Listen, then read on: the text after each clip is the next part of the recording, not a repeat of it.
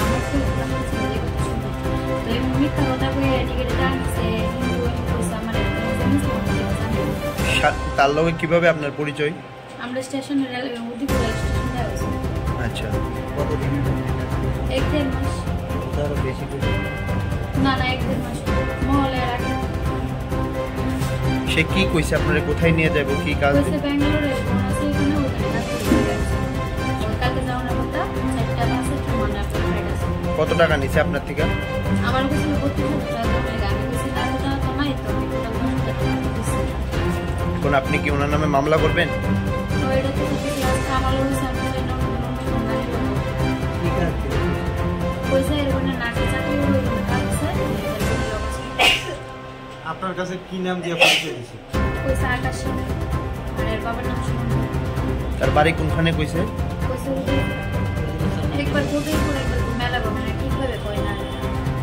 আপনার নাম কি? প্রিয়া দাস। প্রিয়া দাস। বাড়ি?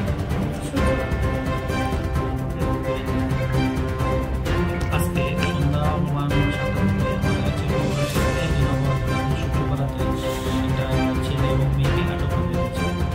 কোর্টে আমরা সঙ্গে যাই, গিয়ে জানতে পারি একটা ছেলে বেলাগড় কামরাঙ্গামাটির নিবাসী। সে নিজেকে হিন্দু পরিচয় দিয়ে একটা মেয়ের সাথে তার পরিচয় হয়। পরিচয় দেওয়ার পর সে আজকে মেয়ের বাড়িতে আসে এবং আসার পর এখানে মেয়ের বাড়ির লোক অবস্থানে জানতে পারে যে সে অরিজিনালি হিন্দু না, সে একটি মুসলিম এবং নিজেকে পরিচয় গোপন রেখে সে গতকাল মানে আগামীকাল সে বেঙ্গালুরুর উদ্দেশ্যে মেয়েকে নিয়ে যাওয়ার জন্য প্রস্তুতি নিচ্ছিল। এমন সময় রাখার লোক তাকে আটক করে আমাদের খবর দেয়। সঙ্গে সঙ্গে আমরা নিয়ে মেয়েকে এবং ছেলেকে উদ্ধার করে থানাতে নিয়ে আসি।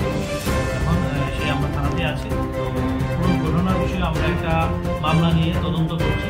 বাকি কি আছে ভিতরে সেটা আমরা তদন্ত সম্পর্কে ছেলের বাড়িটা কোনখানে? ছেলের বাড়ি মেলাগড় থানা থেকে কামানগঞ্জ। মেয়ের বাড়ি? মেয়ের বাড়ি শ্রীনগর থানা থেকে শুক্রপাড়া। ছেলেটার নাম আকাশ মিয়া। মেয়েটা কি নাবালিকা স্যার না?